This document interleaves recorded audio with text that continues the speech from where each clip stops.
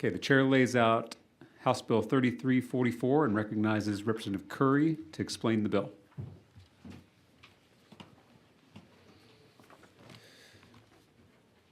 Thank you, Mr. Chairman.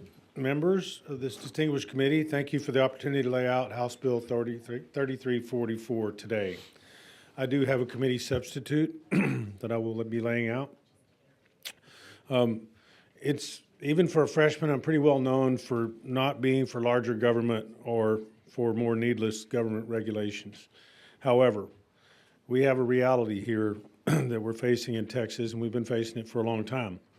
So we have no licensing requirement for roofing contractors. That means anyone with no training, no insurance, and no oversight can call themselves a roofer and knock on someone's door after a storm.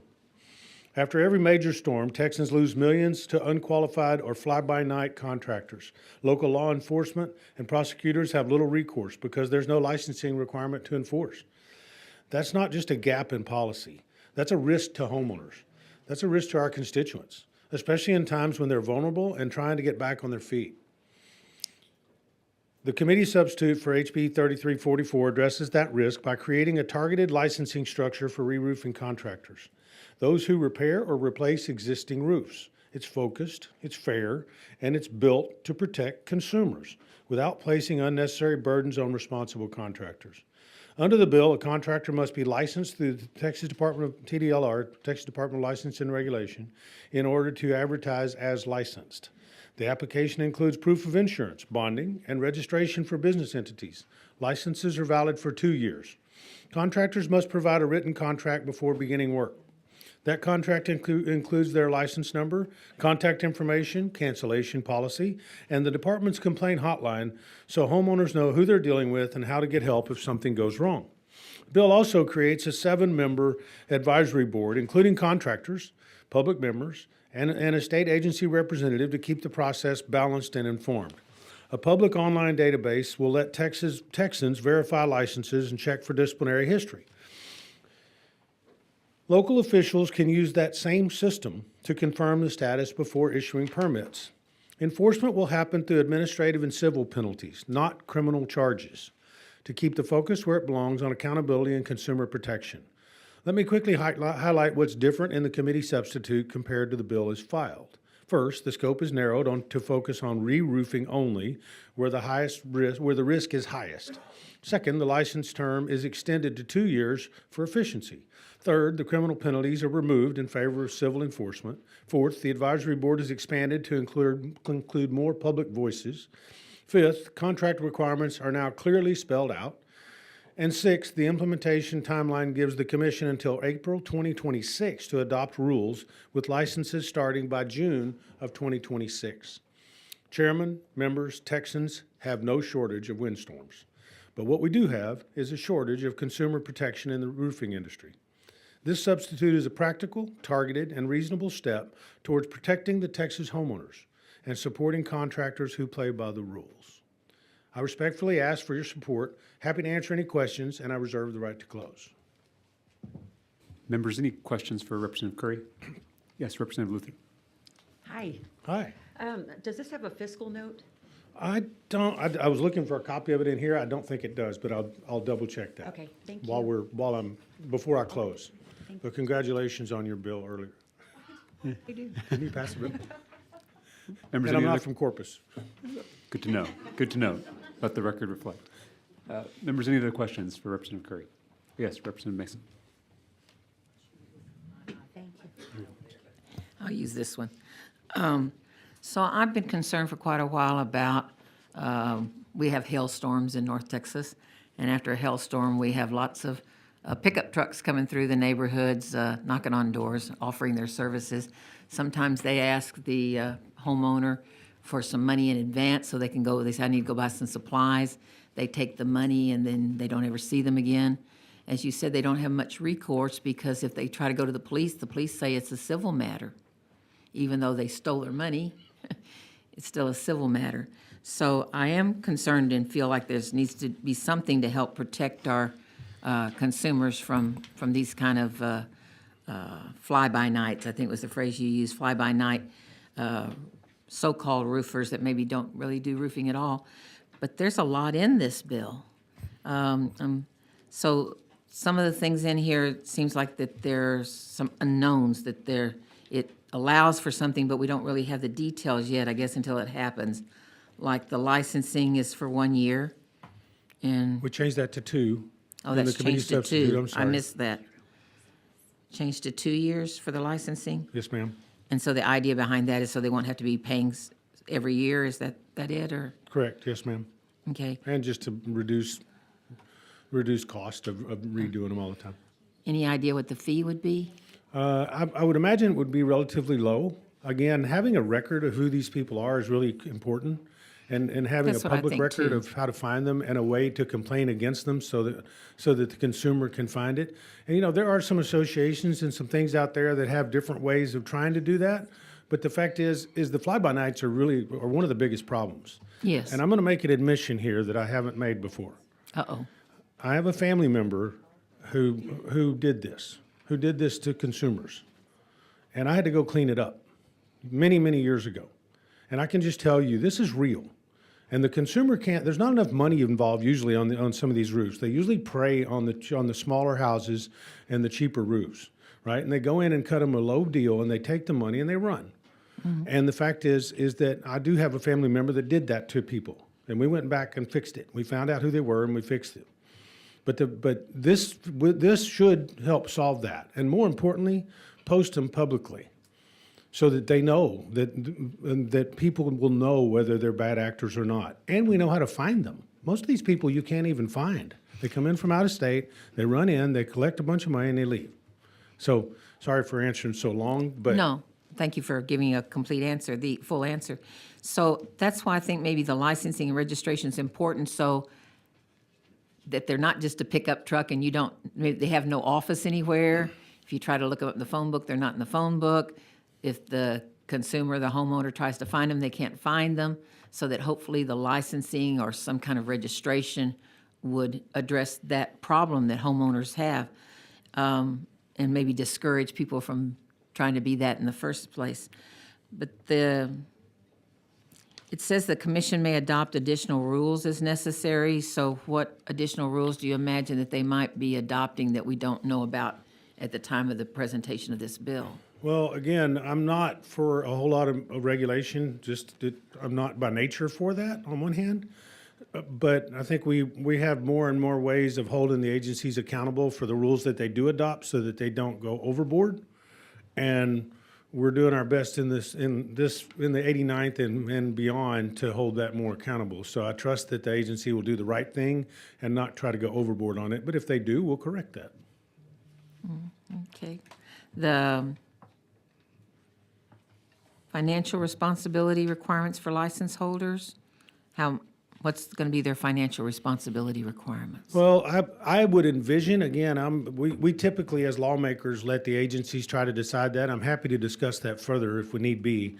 I can tell you that as an example, if you are if you are licensed to go out and broker trucking loads, as an example, you have to post a $10,000 bond. Costs very little to do that, but it's $10,000 that's on the line so that you have to pay the truckers that you hire to haul the load, no matter what, right? And that bond is used for that. So I would envision a relatively small bond. I'm not looking to try to run anybody out of business or hurt small business in any way. What I'm really trying to do is number one, eliminate as much fraud as we possibly can and provide accountability and transparency so that people know what they're dealing with. Well, I'm for, as I've already stated, I'm for the idea of having them licensed or registered, bonded, whatever, have some information on whether you know how to find them when you need to find them, that they're not just in a pickup truck that passed through the neighborhood. But there's a lot of stuff in here that seems to be still open about the advisory boards and so on. So I'm kind of concerned about all that. So I don't know if you have the committee substitute in front of you. We no. did clarify that pretty well, but I'll be happy. Okay. I'll be happy to discuss it, Well, I don't directly think with I've you? read ma'am. I don't think I've read the committee substitute, so I need to look at that. Yes, ma'am, if you would, and I'll be happy to answer any questions when you have them later. Okay. I would recommend that you pay a special visit at the Representative Mesa's office, walk through everything. she has concerns, and those are good concerns. I'm absolutely going to be standing at her desk tomorrow. Uh-oh. Okay, sounds good, sounds good. Okay, Is that a promise or a threat? yeah. Members, I Warning. promise. members, any questions? Okay, we'll call you back. Thank okay? you. I Thank The you. reserve chair my right. calls Joanne Boyd Curtis. We show you register as Joanne Boyd Curtis, testifying on behalf of Roofing Contractors Association of Texas and yourself, and you are for the bill. Is that correct? Yes, ma'am. Go ahead. Well, good evening. I'm Jeannie Boyd Curtis. Oh, Jeannie. No one ever gets it right. Don't worry about it. I don't even think my dad still spells it right. But I am Jeannie Boyd Curtis, a third-generation commercial roofer from Mansfield, Texas, and the president of the Roofing Contractors Association of Texas. My family business, Boyd Bone Dry, has been around for 51 years, and I'm thrilled to testify before you today in support of House Bill 3344.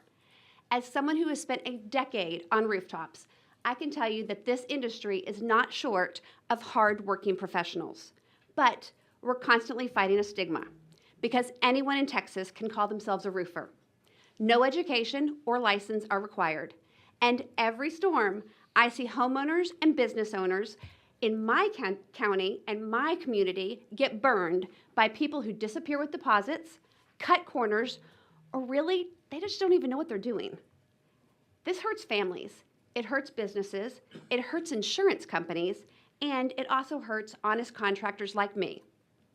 Companies like mine that invest in training, in safety, in insurance, and in customer service because we want to do it right.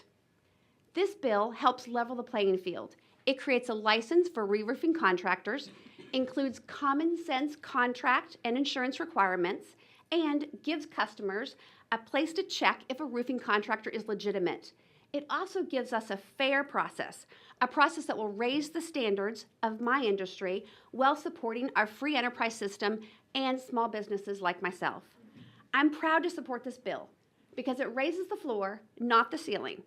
It weeds out the bad actors without putting extra weight on the roofing contractors who are already doing the right thing.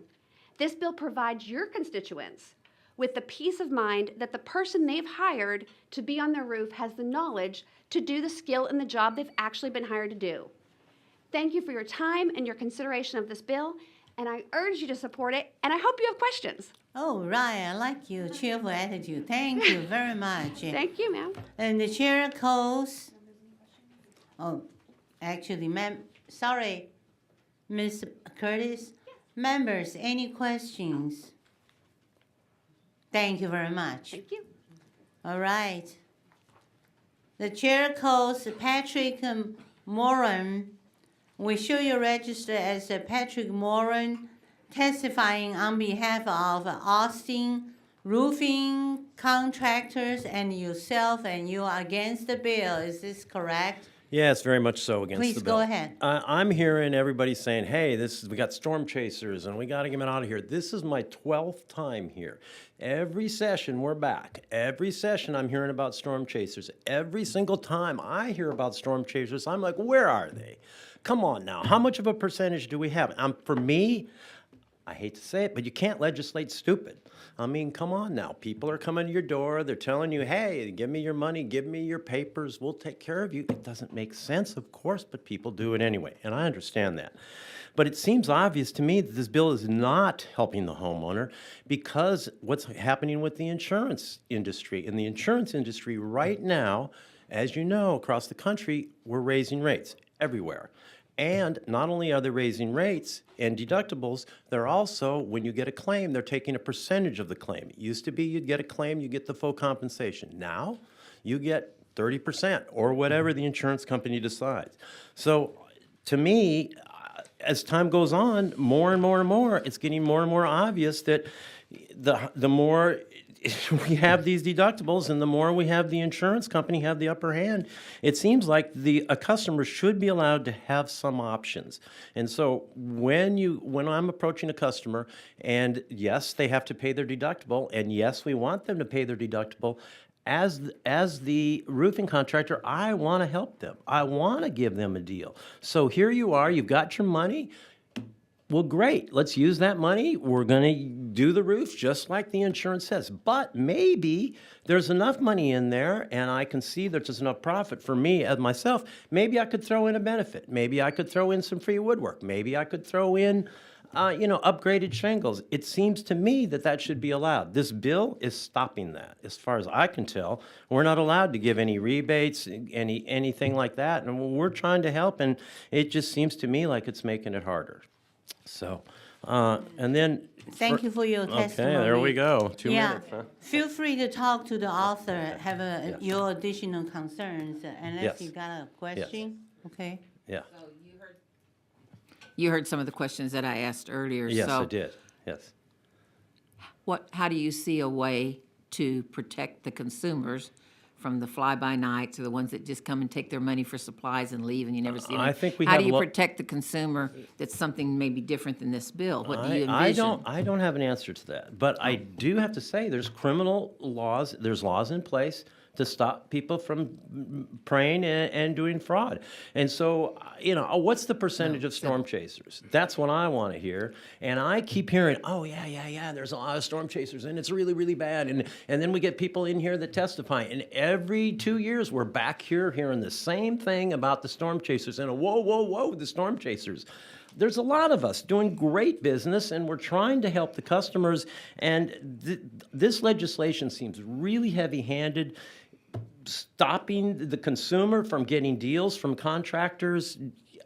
There's so many things I don't quite understand. As a contractor myself, working my way up, I see the ladder being cut off.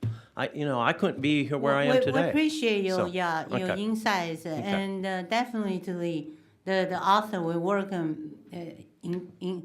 extensively with the representative, and you feel free to contact him at any time. And Thank you. thank you very much. Thank you. Appreciate the gotta- time. No, oh, Anybody else? Representative Luther, go ahead. Yes. Thank you. Thank you. How are you? Good, thank you. Good. How do you find your customers? Advertising, word of mouth, been around 40 years, so it's not that hard, but, and we Have have you- 5-star reviews, we, Yeah. we really value integrity and quality and Have all you of ever those things. knocked doors?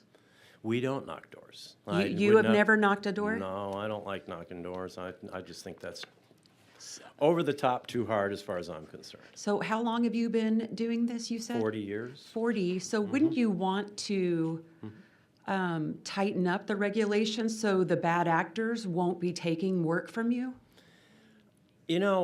One thing that occurs to me is door knocking. Damn, let's just shut the door knockers down. Boom, Okay, but here's what I'm problem saying.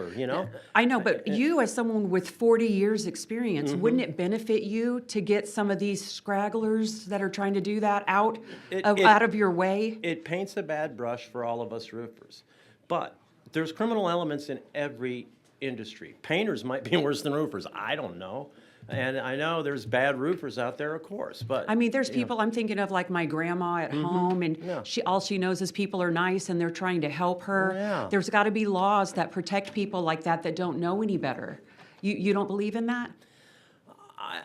Aren't there laws to protect people from getting frauded? I mean, my mother got defrauded out of $70,000, and I don't know where the laws are to protect her for that. My I mean, question is- it's out there all the time. The fraudsters are becoming more and more prevalent every day, all the time. The Russians. Hence the and reason we everything need the law. Oh, okay, thank you. Okay, good enough. Thank you, excellent question. Anybody else? Yeah, anybody else have questions? Thank you. Thank you. And the chair calls Christopher Crotcher. We show you register as Christopher Crotcher and testifying on behalf of Outback Roofing and yourself, and you're against the bill. Is this correct? Yes, ma'am, that's correct. Please go ahead. Okay. First of all, I'd like to thank every single one of you for your service to the state of Texas. It's very important to us as consumers as well as business owners, so I really do appreciate that for y'all. I didn't think I'd be back here, but it's been 10 years since I stepped here and regarding this licensing situation. Again, my name is Christopher Crutcher. I'm a U.S. Navy veteran. I'm a proud graduate of Richardson High School. Nice to see you, Mr. As well, I proudly served as the 45th president of the Roofing Contractors Association of Texas, better known as RCAT. I started my own roofing company in Richardson, Texas almost 25 years ago in a 10 by 10 storage unit as a one-man roofing company. I have never worked for another roofing company in my life. I carry workers' comp, I carry general liability, which is better than RCAT's own licensing requirements and guidelines, so I can protect my consumers and my employees. As the 2015 president of RCAT, I helped put in place the self-licensing program and was president that implemented it. I think I'm the guy you should probably have a lot of questions for. I am very ashamed of RCAT's actions towards their small business contractors. The association has become very hypocritical and one-sided. While I am supportive of licensing and consumer protection, I cannot, in good conscience, support House Bill 3344. And I strongly encourage that you reject this bill. I have been blackballed by RCAT in their attempt to silence common sense roofers, and by choice terminated my RCAT license 03195. I withdrew from the association and terminated my membership. The implicit suggestion in this bill is that licensing will improve the quality of roofing services and reduce fraud. This is a flawed assumption. Licensing schemes in other trades have repeatedly showed no consistent correlation between the presence of a license and a better work for consumer satisfaction. Dishonest and incompetent actors will still find ways to skirt regulations, while law-abiding contractors are the ones punished by additional fees and government scrutiny. In today's digital economy, consumer review platforms, online portfolios, insurance requirements by private insurers, and word-of-mouth referrals provide more efficient and immediate forms of accountability than a state-run database. A contractor's reputation, not a government-issued number, is what earns trust and drives success in this field. We thank you very much for your testimony. Please feel free to converse with the author for additional input. But your time, 2 minutes has passed. Thank you very much. Members, any questions? Thank you very much. Sorry, I have to be the cool girl. I'd love to answer your you know, questions because I think I could really help you. Yes, because And it's really yeah. good to see you, Ms. Meza. Yeah. I really look forward to working with Because you. later on, we got more bills and have a lot of witnesses, okay? Thank you Okay. very much, appreciate that. The chair's calls Stacy Pearson. We show you registered as Stacy Pearson, testifying on behalf of yourself, and you are against the bill. Is that correct? Yes, ma'am. I'm Stacy Pearson. Like Patrick, before I've been down here, I think this is my 15th time, 15th session. In this particular bill, I've been in business for 39 years. I've had close to 40,000 clients. I want to testify tonight on behalf of those clients. You've heard a lot of this stuff tonight, so I'm going to concentrate on a couple things. This bill is entitled Roofing Contractors Consumer Protection Act. And I read through, it took me until about page 5 to find out the core of the prohibited acts are on page 5. There's 2 prohibitive acts, and to me, this is the core reason for the bill. You've got 2 things that you want to do all this other stuff, get all the licensing done, so you can prohibit these 2 particular acts. One of them is so that they're laid out. It's 1306.205 prohibitive acts. There's just 2 of them, and that's what this is all about. That's why we're here. So the first one is that that any roofing contractor cannot pay any portion of a client's deductible. The second one is that roofing contractors cannot act as public insurance adjusters, basically cannot assist the public in any business with their claim. And okay, so that's the heart and soul of this. My issue is that the number one things that people want from us is, number one, they want us to help with hail claims. I get calls every day. I've been in business 39 years. That's the number one thing I get calls for. And the second thing is, once we get a contract, the first thing they ask for, what can you do to help me with my deductible? And so Okay, if we're talking about protecting the consumers don't like this. They want those two things. They want us to do it, whether it's right or wrong. And so what it appears to me that we're doing is we're protecting the insurance companies, not the buying public. So, you know, we want to take these two things out because, I mean, if you're really serious about protecting the consumer and representing the consumers aren't on board with this. They're already up against the wall. Insurance companies are playing hardball. People are getting canceled left and right. You know, anyway. So, you know, that's my main issue with it. And We thank you very much, and like I said before, we appreciate you being here. Listen, everyone, all the witnesses, if you got something additional to the stories we already heard, please do so. Otherwise, you don't have to repeat. You know, we do understand you being in the business for so long. We respect that very much. And I noticed that Representative Curry has been diligently taking notes, so please continue to work with him. Yes, ma'am, I Members, any appreciate it. questions? Thank you very much. And the chair calls Ward Tisdale, and we show you registered as Ward Tisdale, testifying on behalf of National Association of Mutual Insurance Companies, and you are for the bill. Is this correct? Yes, ma'am. Please go ahead. Thank you, Madam Chair, committee members. I'm Ward Tisdale, the National Association of Mutual Insurance Companies.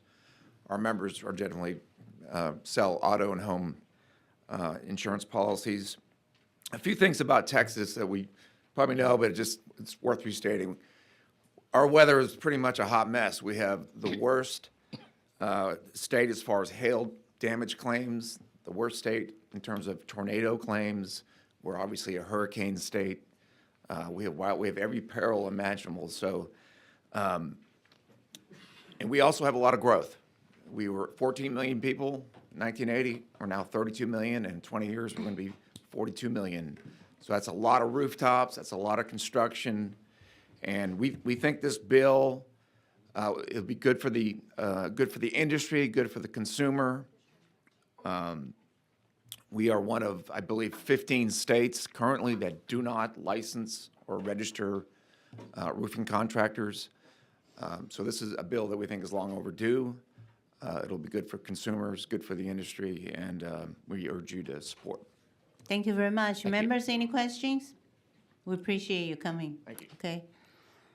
The chair calls Daniel Simon. We show you registered as Daniel Simon, and you are testifying on behalf of yourself, and you are against the bill. Is that correct? Yes, ma'am, absolutely. I know you cautioned against repetitive testimony, but again, this is about the 13th time we've been down here, and Texas has survived it. It's always been bought by RCAT, who claims to be the voice of the industry in Texas, and that's nonsense. Otherwise, they'd reach out to us. In this case, we had about 2 or 3 days' notice of this hearing, and if we had more notice, you would hear from a lot more people, including the consumers, and including people that are incredibly intelligent. I have a great deal of respect for immigrants from Asian countries, okay? Because they're I very... am one of them. Yes, ma'am. So and- you and can they're- trust they're- my they have an comment. ancient wisdom, and they're incredibly hard negotiators. I mean, you feel like you've been skinned alive, but they're honorable people. I don't do that very often. Go ahead. They're honorable people, and I keep my word to them and give them top quality roofs. They recommend their family and friends, and they keep their word for me, and they pay me. This bill, if it manages to put me out of business, and that's the ultimate goal of RCAT, let's not pretend otherwise. They'd like to put a lot of people out of business. They're not really even shy about it sometimes. They pretend it's consumer protection. But anyway, they want to strip you and anybody else of intelligent choice, an intelligent person, many cases engineers with advanced degrees that are perfectly capable of going online, who choose to deal with people like me. Now, there's another representative, and I don't know if she's here, Representative Davila. I have 2 sisters that I believe live in her district. They're off of Old Settlers Boulevard. My 2 sisters will not be able to choose me or allow me to roof their house, okay, at a great, wonderful price, because I'm their brother, okay, and I love them and they love me. They would be forbidden. to hire me. I'd be in violation of some of this law. I've got my stepmother, who is my father's beloved wife, who lives out in Bastrop. I'd be forbidden to put a roof on her house. And the consumer should be able to make intelligent choices and decide who they want to do. And this bill strips some of that. Interesting. Members, any questions? Then I really appreciate you coming all the way. Appreciate Thank you it very much. Yeah, take a note, please. Very important. Yeah. The chair calls Sarah Rahman. We show you register as Sarah Rahman, testify on behalf of RCAT. You are for the bill. Is this correct? Yes, ma'am. Madam Chairman, thank you.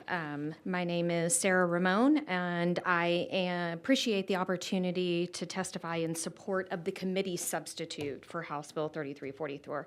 I think that's really important because it clarifies a lot of things. I currently serve as the executive director for the Roofing Contractors Association of Texas, or RCAT.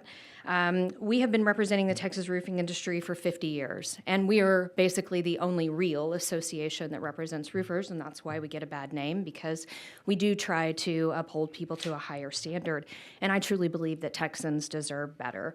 You know, as Representative Curry explained, we have a problem with the roofing industry in Texas, is there's absolutely nothing required to call yourself a roofer, and it's a skilled trade and can be quite a dangerous one, right?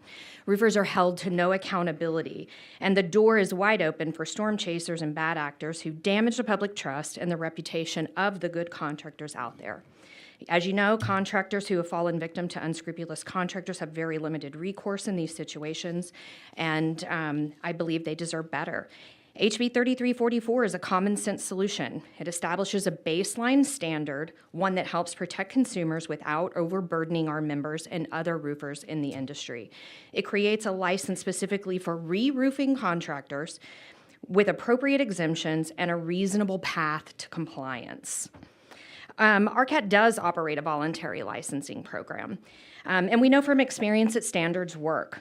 This bill reflects what we've learned. You don't need a heavy hand, just clear rules and a fair system for all.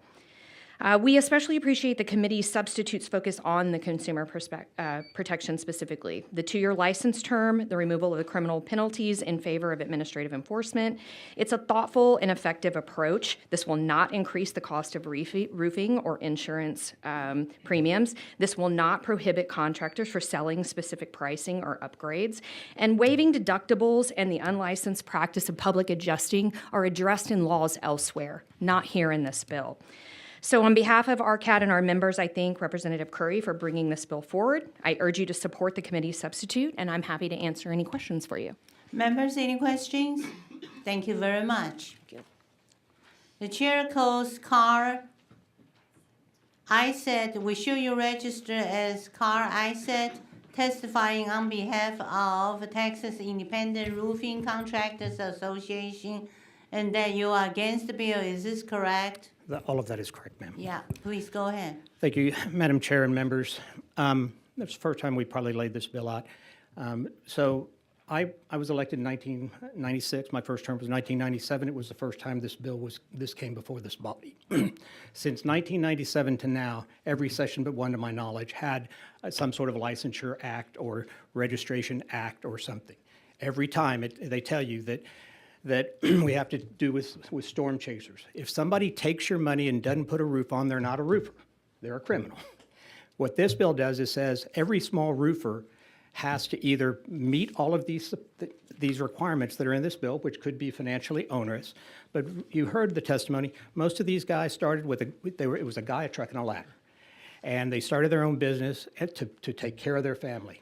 And if this kind of legislation is put into effect, it will keep people from being able to join the market. We, as an economist, as a frustrated economist, I will tell you that in a world where we're trying to do away with heavy-handed regulation, this bill goes straight at more regulation that doesn't have a cost. Just because you're a small roofer doesn't make you a crook, doesn't mean you don't do a quality product. Let me call your attention real quick to the penalties on the back on page 8. Started with the investigating complaint, then administrative penalty, Chapter F or subchapter F of Chapter 51 per person violates $5,000 per person per incident. The administrative sanctions are deny, revoke, suspend, refuse renewal, probation, and a couple of other things that or do that. But then the nut of this is, and what you should make most attention to, I believe, is 1306-254, which is a cause of action.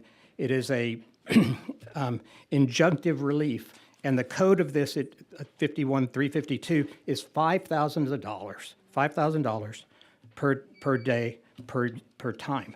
So it is, you create a cause of action, which could easily, one year, they had it where it was setting it up for a class action lawsuits. And I believe that you will find that if you create this cause of action, you're going to create a whole new set of class action lawsuits. Because if you get 50 guys who you believe broke the law, you get them certified as a class. You can do that. Members, any questions? Thank you very much. Thank you for your time, and I do have 25 years of this. Is there anyone else who wishes to testify on, for, or against HB 3344? The chair offers a committee substitute. Members, it is in your Dropbox. And the chair recognizes Representative Curry to close on the bill. Okay, thank you very much for your patience and thanks for listening. I will say this, I typically don't do long closes. This one's going to be a little longer because I need to address some of the things that have been said. Please do. So I apologize for the length. I will tell you that for a former legislator who I appreciate, I would think that anybody would know that they need to come speak to the member about a bill when they have a problem with it before it comes to committee. It's always helpful. None of the witnesses here today have done that. So I will say that I would appreciate them coming to my office or contacting my office at least and letting me know that they have an issue, and I'd be happy to work with them, and I will. I don't think that they understand the committee substitute. I will tell you, Section 254 that he was talking about, that this gentleman was talking about, is not $5,000, it's $500. That's different than what, this bill is not the same bill that's been placed before many, many times. It's a better bill by far, and it's been pared down, as you've heard. I will also say that as far as blackballing small business, I don't understand that. I'm sorry, I'm a small businessman, and in no way do I understand how legitimate businesses that have been doing this for 15 or 20 or 30 or 40 years, who I respect totally, and I've been doing the same thing, why would they not want this? Why would you not want this? I'm sorry, why would you not want to protect consumers? Why, if you're legitimate? If you're legitimate, why would you not want to get rid of fraud and fly-by-night players? You're not one. What I'm hearing, the people that were testifying here today are not fly-by-night. They're in the business. And by the way, there's nothing in here that would prevent the things that they're saying. I can tell you, I can't calculate the number of storm chasers that are out there because they're storm chasers. And they're not going to come testify. Ever. They don't want to get caught. They don't want this. If you're coming in here testifying against this and you're a storm chaser, then you're stupid. That's where stupidity comes into play. I'm sorry. So I have to tell you, I don't get that. It does sound crazy to me. Homeowners can't afford to sue. They are not over $4,000 or $5,000. They give a deposit, they can't afford to sue. And this is the problem. We've got to be able to hold them accountable. Section 205, that's not involved in this bill. The gentleman referred to Section 205, it's not here. I didn't adjust it, it's already there. I mean, it's already in the law. There's already a law on the requirement about rebates. This bill has nothing to do with rebates. The committee substitute that's been laid out has nothing to do with that subject. So I don't understand the testimony on it. Again, I'd love to meet with these people, and I will, and I'll go through the bill with them, and I'll answer their questions, and then I'll be able to answer more of yours if they have them. They all know how to get to your office as well. So I'm happy to work with all of them. I'm not putting anyone out of business. I am all for small business. I am all for legitimate small business. And I just want accountability, and I don't want our constituents defrauded. So I would appreciate your support. I'm happy to answer any questions, and otherwise I will close.